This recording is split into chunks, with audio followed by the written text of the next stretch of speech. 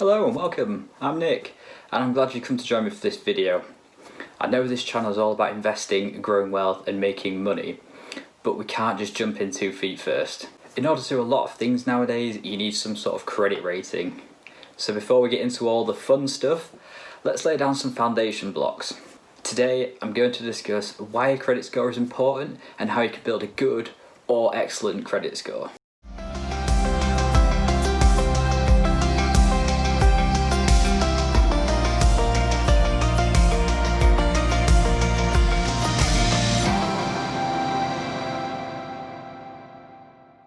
Now, people always seem to underestimate the value of a good credit score and how easy it can actually be to improve it. Even the smallest improvement is a step in the right direction. Your credit is compiled by credit referencing agencies who give information to banks or other lenders to decide if you are financially stable enough to lend to. If you want a property portfolio, you're going to need a reasonable credit score to borrow the money you need for mortgages and other potential funding you might need. Everyone is entitled to see their credit score for free, so there is no need to join any of these subscription websites unless you're specifically wanting to see a more in-depth report of your credit. Information held with the credit referencing agencies will come from various places, such as banks or credit card companies, from the electoral register and utility companies. There are some things that are not held on your file, so it's good to know what information a lender is and isn't going to see. Any bank accounts, credit cards, mortgages, and even utility bills are compiled into these reports and any credit balances you have. It does not show your bank account balance, just any overdraft facilities you might have with those accounts. If you have any bills from your energy suppliers or broadband company that you need to pay, they'll be there too. There are 2 types of searches that can be carried out when someone wants to see your credit report: a hard search and a soft search. A hard search is when a lender or credit card company applies for information from the credit referencing agencies. This request is then noted on your credit report. Now, this within itself isn't a bad thing. However, any hard search will stay on your report for 2 years. Now, multiple hard searches in a short period of time is likely to be a warning sign to any potential lender. This could mean that you've been rejected several times or taken out a lot of loans for one reason or another. Either way, this does not look financially stable and not something that a lender is going to be happy with. On the upside at least, whoever is making a hard search against you needs to obtain your consent prior to doing this. So if you think you're going to fail, it's best not to let them do it in the first place. Now, as I said, these hard searches stay on your credit report for 2 years, but as time goes by, the older searches are less likely to influence potential lenders, so long as there aren't, tons of entries in a short period of time. And if you do have any of this lending, make sure you're keeping up with your payments. Missed payments is like the opposite to good credit. On the other hand, to a hard search, we've got a soft search. And this is when you check your own credit, or when a lender or credit card company just wants to check your credit for pre-approval.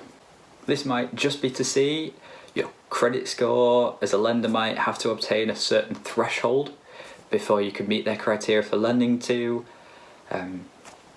This will save the risk of a hard search against your credit report. The good thing about soft search, they will not appear on your credit report and won't go against you when you're applying for any credit. Because these don't show up, it's likely someone has done a credit report on you recently and you didn't even know about it. This is why it's important to keep an eye on your own credit score and see who's been checking in on you. Now I know what information makes up your credit score and the ways in which it can be checked. Let's see who these credit referencing agencies are and how you're able to get your free credit score from each of them. There are currently 4 credit referencing agencies in the UK. These are Equifax, Experian, TransUnion and Crediva. I personally regularly check my credit score with Experian and Equifax. I get my free report from ClearScore, who provide me with my Equifax report, and I use Experian's free service to get my credit score from them. Now, Experian allows you to access your credit score for free, but if you want to see your full report, you need to sign up to their subscription service. ClearScore gives you a summary report for your credit from Equifax for free. whenever you want. You are able to sign up to Equifax's subscription service if you want, but that's only if you want full in-depth report. But ClearScore gives you most things that you're going to want, really. Now, Credit Karma is TransUnion's free checking service. However, TransUnion is not as widely checked by lenders as the previous two, so it's always worth knowing this, but it's probably going to carry less weight than the other two. Crediva, I'm not sure if I pronounced that right or not, is the newest of the credit referencing agencies, only becoming licensed in 2017. I was unaware of Crediva until recently, so don't worry if you haven't heard of them either. With them being quite new, it's unlikely lenders will be using them as a referencing platform yet, but it's always good to know where they could be looking, and as Crediva build up credibility, then they're going to be checked just as regularly as the others. Now, there are sites like Check My File that show you all your credit reports in one place, but there is a subscription cost for this. Perhaps for the ease of seeing all your credit scores in one place, might be worth the cost that you'd be paying, but to me, I'm not registered with them.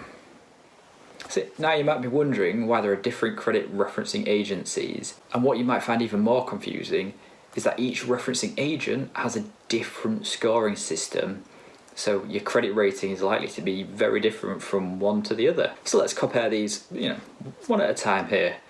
We've got Experian credit score rating from 0 to 999, whereas 0 to 560 being very poor, and we've got 960 to 999 reaching their excellent tier. Equifax scores from 0 to 700, 0 to 279 being very poor, with 466 plus is their excellent tier. And the national average for Equifax at the time of recording, July 2020, is 414. So if your score is there or thereabouts 414, you're pretty much along the average. TransUnion ranges from 0 to 710, 0 to 550 being very poor, all the way up to excellent, 628 to 710. Now unfortunately, I was unable to find the credit score ranges for Crediva, so if anyone knows that, please pop it into the comments below, as I'm sure it'd be very helpful for you and me included. Once you've obtained your credit score, it's time to decide if any improvements can be made. Unless you have a perfect score, then there's always something you can do to improve it. The two simplest ways in doing this are being registered to vote, as being on the electoral register helps companies to find out who you are and where you live. Just make sure where you live is where you are registered to vote. The other way is to pay off any credit as soon as you can, and where possible, limit your credit balance as much as you can. The ideal number for me is 25% use of credit at any one time, which means if I have £1,000 on a credit card, I will only ever spend £250 on that and pay it off as soon as I can. But don't make minimum payments every month, as this just builds up interest on the credit. There are some other ways to improve your credit score, and these could be fixing any mistakes that might be on the report. If a company accidentally performs a hard search on you, or there's old credit accounts that should have been removed, then these can negatively affect your credit rating. So you need to make sure that everything on your report is up to date and accurate, as if anything should have been removed, then make sure it's done. Avoid making multiple credit applications in a short period of time. As I mentioned earlier, multiple hard searches in a short period of time is likely to reflect negatively on you and your credit score. Use an eligibility calculator before applying for credit. This will reduce the number of hard searches against you and will give you a better indication of what you are or aren't likely to be approved for. There's no point in applying for credit if you think you're not going to get it in the first place. Now, get your name on some bills. Just make sure those bills are paid all the time. Most bills will count towards your credit score. So if you're in a house share and the bill's in someone else's name and you're contributing to that, you're essentially paying for their credit. So if you're in a house share, or live with your parents, or live with some friends, get your name on the bills, and every time that bill is paid off, it will build up your credit rating. Now, always, always, always check for fraud. Although this is rare, it can and does happen, and identity fraud is becoming more of a problem. Now, unfortunately, if you do fall victim to identity fraud, this can negatively impact your credit score. I know this doesn't sound fair, but it is what it is, and that's the way it happens. So you will be liable for someone else's credit actions if they're using your identity fraudulently.